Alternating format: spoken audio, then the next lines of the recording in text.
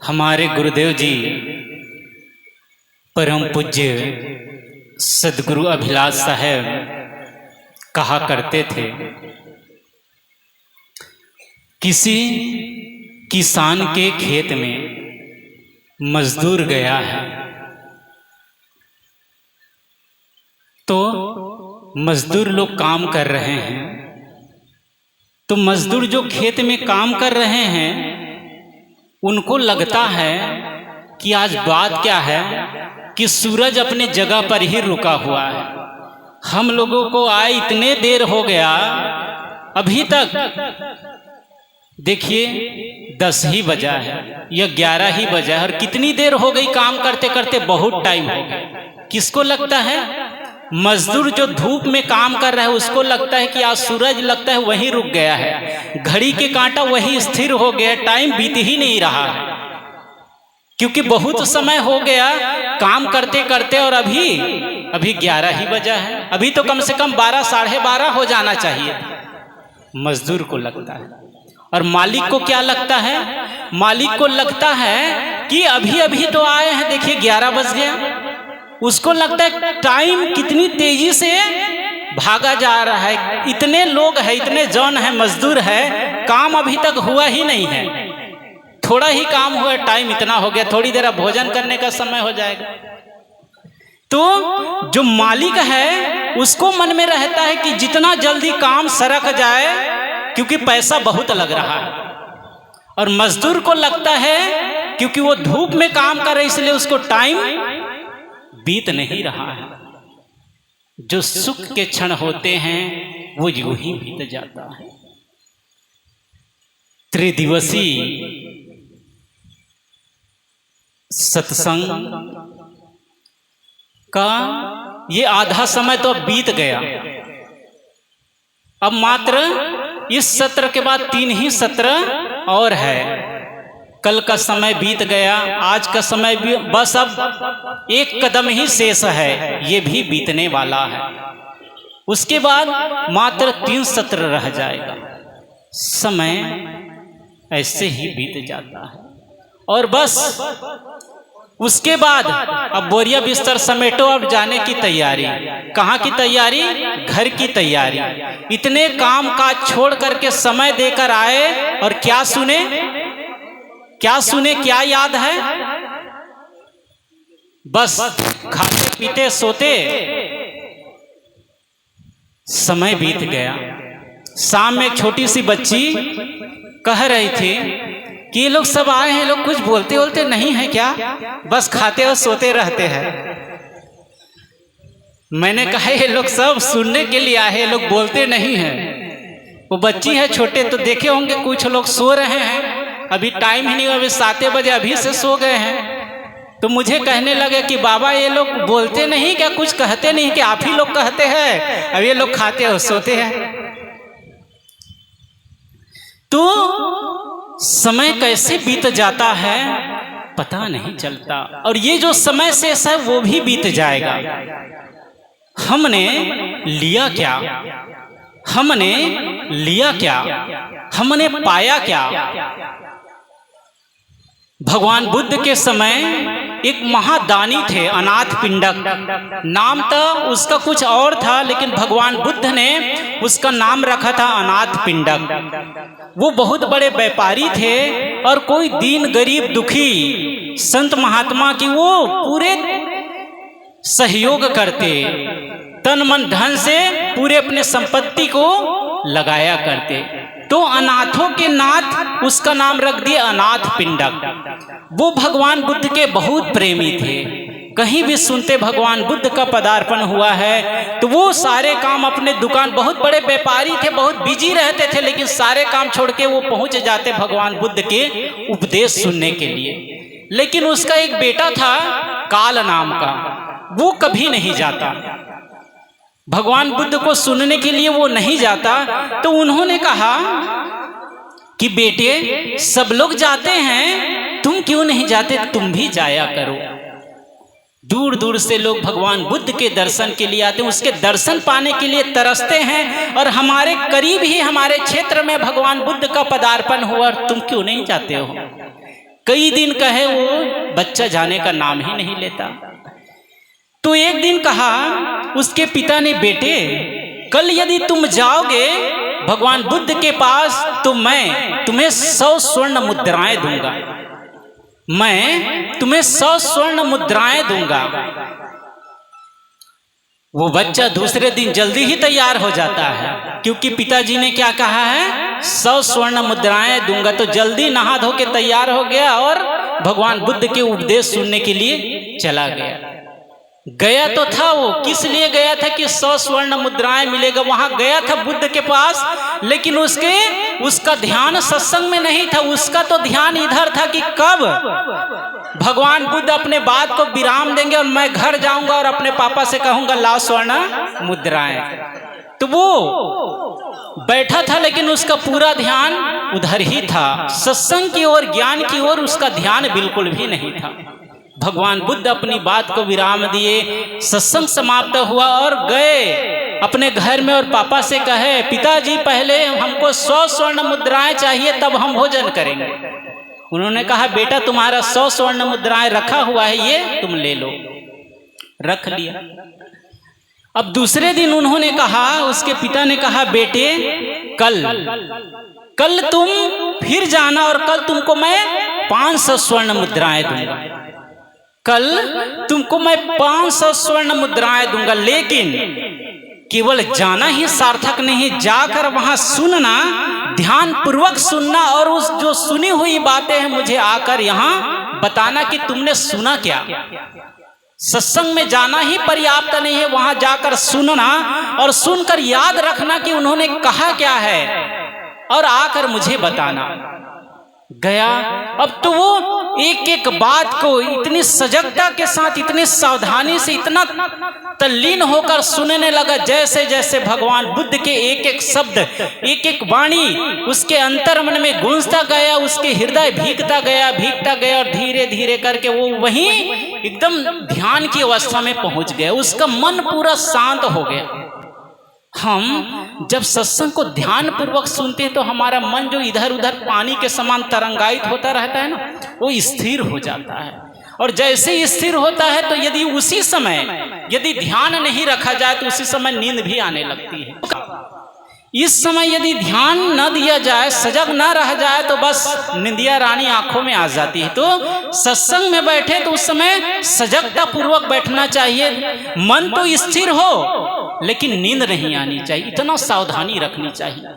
तो वो एकदम तन्मयता से मन को एकाग्र करके एक एक शब्द को सुनता गया, जैसे जैसे एक एक शब्द उसके भीतर जाते गए उसका मन पूरा हल्का हो गया, मन स्थिर हो गया, मन शांत हो गया और ध्यान में वो वहीं बैठ गया, घर नहीं गया। इधर पिताजी देख रहे हैं कि शाम तो हो गई, बेटा अभी तक घर क्यों नहीं लौटा है। बहुत देर प्रतीक्षा किया, जब नहीं लौटा तो वो भगवान बुद्ध के पास आते हैं और उन्होंने कहा, भगवान मेरा बेटा आपके पास आया था, वो घर लौटा नहीं। भगवान बुद्ध ने कहा, तुम्हारा पुत्र अब तुम्हारा नहीं रहा, वो मेरा पुत्र हो गया है। वो देखो वहां ध्यान में बैठा है। वो गया, उन्होंने कहा, बेटे चलो 500 स्वर्ण मुद्राएं तुम्हारी प्रतीक्षा कर रही है, चलो मेरे साथ। उसके बेटे ने कहा, पिताजी अब आना कहाँ और जाना कहाँ, आना और जाना तो सब मिट गया, अब मुझे कहीं नहीं जाना। पिता ने कहा कि बेटे चलो, 500 स्वर्ण मुद्राएं तुम्हें देने का वादा किया है, चलो तुम, तब तो मैं तुम्हें दूंगा।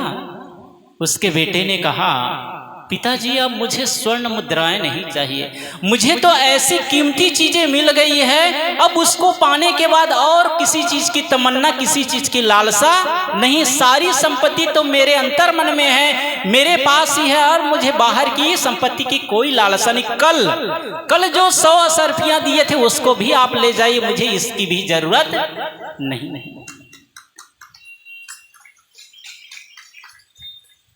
भगवान बुद्ध के पास उसके पिता जाकर कहने लगा, भंते मैंने अपने पुत्र को इसीलिए भेजा था कि आपके पास आएगा, इसको थोड़ा समझ आएगी, इसका थोड़ा समझदारी बढ़ जाएगी, इसको थोड़ा संस्कार मिलेगा, मेरे बेटा धार्मिक हो जाएगा। लेकिन ये तो कुछ और ही हो गया है। ये 2 दिन का सत्संग से इतना ये प्रभावित हो गया, इतना इसके अंतर मन को भिगा दिया ये सत्संग। मैं तो वर्षों से सुनता आया हूं, लेकिन मेरे अंदर तो ऐसे वैराग्य उत्पन्न नहीं हुआ,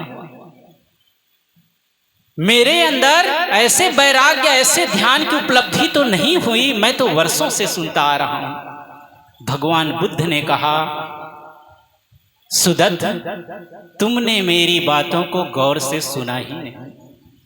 भगवान बुद्ध ने क्या कहा? सुदत्त, तुमने मेरी बातों को ध्यान से सुना ही नहीं। जो व्यक्ति मुझे ध्यान पूर्वक सुनेगा वो ध्यान में ही उतर जाएगा। क्या कहा? जो व्यक्ति मुझे ध्यान पूर्वक सुनेगा वो ध्यान में ही उतर जाएगा।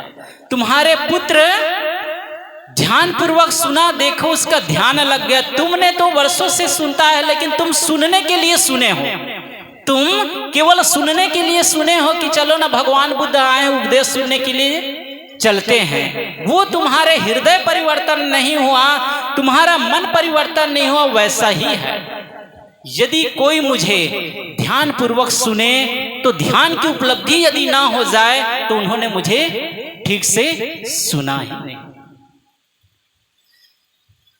हमारे लिए भी यही बात है। सुनते सुनते बाल पक गए, लेकिन ध्यान अभी उतरा ही नहीं, मन स्थिर हुआ ही नहीं। मन तो अभी भी बहुत चंचल है, लेकिन ये पता नहीं चलता है, पता नहीं चलता है कि मन कितना चंचल है, क्योंकि भीतर देखने की आदमी को फुर्सत नहीं है। वो गा लेगा, बजा लेगा, कुछ कह सुन देगा, लेकिन वो भीतर नहीं देखेगा। जब तक आंखें बंद करके मन को स्थिर करके अपने मन को नहीं देखेगा कि मेरे मन में क्या क्या विचार आ रहे हैं, मेरे मन कितना चंचल है, मन में कैसे कैसे बातें, क्या क्या बातें दिन भर आती रहती, वो जब तक भीतर नहीं देखेगा तब तक वो भीतर से परिवर्तन नहीं हो पाएगा। जब तक आदमी को बीमारी का पता ना हो, उसका उपचार कैसे करेगा? पहले उपचार के लिए बीमारी का पता चलना बहुत जरूरी है। जब तक बीमारी पकड़ में नहीं आएगी तब तक उपचार ठीक से होने वाली नहीं है। मन की चंचलता जब तक दिखाई नहीं पड़ेगी तब तक उसको ठीक कैसे किया जाएगा? दिखाई कब पड़ेगा? जब हम समय देंगे तब तो दिखाई पड़ेगा। समय हम देंगे उसको देखने के लिए, उसको शांत करने के लिए, तभी हमारा मन शांत हो पाएगा। और जितना मन शांत होता जाएगा, जितना मन स्थिर होता जाएगा, उतनी बाहरी दुनिया फीकी होने लगेगी। सदगुरु कबीर ने कहा है ना, वो पंक्ति बहुत सुंदर पंक्ति कही है कि दुल्हा दुल्हन मिल गई फीकी परी बारात, कहा सुनी की है नहीं देखा देखी बात। और दुल्हा दुल्हन मिल गई तो फीकी परी बारात। जब तक दुल्हा दुल्हन नहीं मिला रहता तभी तक बाराती का स्वागत सत्कार होता है। लोग प्रतीक्षा करते रहते कि कब बाराती आएगी, और जैसे ही बाराती आए तो खूब स्वागत सत्कार, खिलाना पिलाना खूब होता है। कब तक होता है? जब तक दुल्हा दुल्हन नहीं मिली है तब तक। और जैसे ही दुल्हा दुल्हन मिल गई, इधर विधि विधान शुरू हो गया, फिर बाराती को कोई पूछने वाला नहीं। इसीलिए बाराती लोग खाया पिया और चल देता, अब हमारा कोई काम नहीं है, क्योंकि अब जिसको मिलना था वो तो मिल गया, अब हमारा क्या काम? हम तो बस आए थे सम्मिलित होने के लिए। वो लोग खा पी करके रातें में चले जाते हैं। कौन कौन बसते हैं? जो मुख्य लोग होते हैं, घर के लोग 8-10 लोग, वही लोग बसते हैं। वो सारे विधि विधान, सारी रस्म कराते तक वही रुकते, बाकी सब बाराती चली जाती है। तो सदगुरु कबीर कितनी पैनी दृष्टि थी उसकी, कितने उसको देखकर लोगों को ये संदेश दिए कि कहा सुनी की है नहीं देखा देखी बात। ये शांति की बातें, कल्याण की बातें, ये कहने सुनने की बात नहीं है। जैसा कि पूज्य श्री साहब जी सुबह कह रहे थे कि ये अनुभव की बातें हैं। शांति की चर्चा कर देना अलग बात है और उसकी अनुभूति होना ये अलग बात है। उसके लिए तो बस अपने मन को साधने की जरूरत है, अपने मन को समझने की जरूरत है, तब कहीं वो अनुभूति होती है। तो जब दुल्हा दुल्हन मिल गए, अर्थात मन की वृत्तियां, मन की जो वृत्तियां इतने चंचल है, इतना तरंगायित हो रहा है समुद्र के लहरों के समान, वो जब स्थिर हो जाता है, अपनी आत्मा में स्थिर हो जाता है, शांत हो जाता है, तब फीकी परी बरात, तब ये संसार फीका लगने लगता है। ये संसार में कोई रौनकता नहीं लगती है, संसार बस उजड़ा उजड़ा लगता है, क्योंकि वो जो पाना चाहिए था, जो परमात्मा, जो शांति, वो अब पा लिया, वो जान लिया कि वो बाहर नहीं है, शांति मेरे भीतर ही है। इसलिए उसके लिए संसार फीका हो जाता है। सदगुरु कबीर कहते हैं, माया मोह मोहित किन्हा, ताते ज्ञान रतन हरि लिन्हा। सदगुरु कबीर कहते हैं, संसार की जो माया की चीजें वो मन को मोह लेता है। जिस प्रकार भगवान श्री राम को वो स्वर्णमय मृग सीता और राम के मन को मोह लिया, तो वे मोहित होकर उसके पीछे पीछे दौड़ने लगे, और परिणाम क्या हुआ? परिणाम क्या हुआ? दुख। ऐसी ही माया की चीजें केवल और केवल दुख देने वाली होती है, क्योंकि वो स्थिर नहीं रहता है, वो चंचल है। जिस प्रकार वो स्वर्ण मृग वो भागता रहा, वो रुका नहीं, जब उसको बाण लगा तभी रुका। ऐसे ही संसार की चीजें, माया की चीजें, ये स्थिर नहीं रहती है। न निर्मिता के न दृष्ट पूर्वा न श्रुतेत, हेममयी कुरंगी तथापि तृष्णा रघुनंदनस्य विनाश काले विपरीत बुद्धि। हमारे ऋषियों ने कहा, न निर्मिता के न कभी सोने का मृग निर्मित हुआ है, बना है। सोने का मृग ये पुतला बन सकता है, उसकी मूर्ति बन सकता है, लेकिन असली जो मृगा होगा वो सोने का नहीं होगा। वैसे ये चाम हड्डी का होगा, वो सोने का नहीं हो सकता।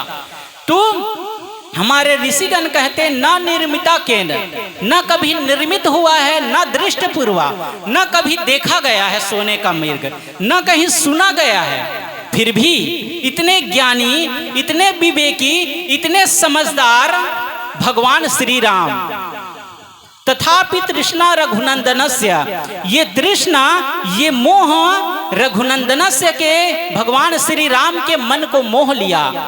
इसीलिए कहावत है, विनाश काले विपरीत बुद्धि। जब आदमी के विनाश के दिन आता है तो उसकी बुद्धि विपरीत हो जाती है, उसको ज्ञान की बातें समझाने से वो समझता नहीं है। सदगुरु कहते हैं, माया मोह मोहित किन्हा, ताते ज्ञान रतन हरि लिन्हा। वो ज्ञान रूपी रतन को हर लेता है, फिर बुद्धि काम नहीं करती है कि हमें करना क्या चाहिए। आदमी वही करता है जिससे दुख पैदा हो। हमें संसार में वैसे जीना चाहिए जैसे संतों ने कहा, कमल पत्र है संत जन, रहे जगत के माही, बालक केरी धाय जो आपन जानत नाही। संसार में रहे लेकिन संसार से ऊपर उठ करके जिए। क्यों? क्योंकि ये संसार तपोभूमि है, तपस्थली है। यहाँ रह करके हमें ध्यान, साधना, भक्ति, परमार्थ का काम करना है, व्यवहार का काम तो करना है। इसीलिए सदगुरु ने क्या कहा कि बालक केरी धाय जो आपन जानत नहीं। नीचे उसका समाधान भी कर दिए। पहले उत्तर दिए, फिर नीचे किसी ने पूछा कि ये तो संतों की बात हो गई, जो विरक्त साधु महात्मा है उसको कोई झंझट नहीं है घर गृहस्थी का, तो वो कमल पत्र के समान रह सकता है संसार में, ऊपर उठकर अपने मन को ऊपर उठाकर रह सकता है। लेकिन हम सब तो गृहस्थ हैं, हमारे तो बाल बच्चे हैं, नाती पोता है, ये वो है, दुनिया भर के उलझने हैं, तो हमको कैसे जीना है। सदगुरु कबीर उसके लिए भी रास्ता बताते हैं, बालक केरी धाय जो आपन जानत नहीं। जिस प्रकार धाय होती है, दाई होती है, वो बच्चे को नहलाती धुलाती है, खिलाती है, दूध पिलाती है, सब काम करती है, लेकिन मन में ये सोच के चलती है कि ये मेरा नहीं है। जब वो बच्चा बड़ा हो जाता है तो घर का मालिक कहता है उसे कि अब तुम्हारा काम पूरा हो गया, बच्चा बड़ा हो गया, अब तुम जा सकती हो। तो पैसा लेती है और चली जाती। वो उसके लिए रोती गाती नहीं कि हाय मेरा बच्चा छूट रहा है, हाय मेरा बाबू छूट रहा है, नहीं। वो उसकी सेवा का काम सब कुछ करते हुए अपने मन को उठाकर जीती थी कि ये मेरा नहीं है। सदगुरु कबीर यही बात कहते हैं कि बालक केरी धाय जो आपन जानत नहीं। ये है आध्यात्मिक बातें। आध्यात्मिक बातें है कि अपना नहीं है कोई, कुछ भी अपना नहीं, ना कोई अपना है। ये आध्यात्मिक बातें हैं ज्ञान में जीने के लिए। लेकिन व्यवहार के लिए सब अपने हैं, सबके साथ प्रेम का व्यवहार करना चाहिए। प्रेम अलग होता है और मोह अलग होता है। प्रेम होता है वो व्यापक होता है। जैसे हम संतों से प्रेम करते हैं, इष्टों से प्रेम करते हैं, तो हम ये थोड़े चाहते हैं कि मैं ही अपने गुरु जी से प्रेम करूं और कोई दूसरा प्रेम ना करे। वो तो चाहते हैं जो मेरे इष्ट है, जो मेरे श्रद्धे है, जो मेरे गुरुजन है, उससे सब प्रेम करे, सब वहां से जुड़े। ये होता है प्रेम। और मोह होता है केवल मैं उससे प्रेम करूं, दूसरा नहीं। कोई लड़का किसी लड़की से प्रेम करता है, जैसे कि लोग कहते हैं कि उससे उसको प्रेम हो गया, या कोई लड़का किसी लड़की से या लड़की किसी लड़का से, तो वो कोई दूसरा भी चाहता है क्या दूसरा भी उससे प्रेम करे? चाहता है क्या? नहीं चाहता है। कि वो किसी से बात करते हुए देख लेगा तो उसको बहुत तकलीफ होगी कि तुम उससे बात क्यों कर रहे थे। ये प्रेम नहीं है, ये मोह है। सदगुरु कबीर कहते हैं कि तुम्हें संसार में जीना है, तुम्हें आध्यात्मिक पथ के पथिक बनना है, तो तुम्हें मोह नहीं करना है, प्रेम करना है, शुद्ध प्रेम करना है। तभी तुम्हारे जीवन में जो बंधन है वो बेड़ी टूटेगी। नहीं तो जितना मेरा मेरा करते रहेंगे ये बंधन बनता जाएगा। जैसे माताएं जो वट पूजा होती है ना, वट सावित्री, उसमें वो वट के वृक्ष में कितने धागे लपेटी रहते, पूरा बांधते बांधते इतनी मोटी हो जाती है धागा। ऐसे ही आदमी यदि मेरा है करके यदि बंधन बनाता रहेगा तो जिसके लिए आए थे बंधन को तोड़ने के लिए वो तो टूटा नहीं और बंधन बनते चले गए। तो जब बंधन बनता चले जाएगा तो फिर वहां से निकलेंगे कब?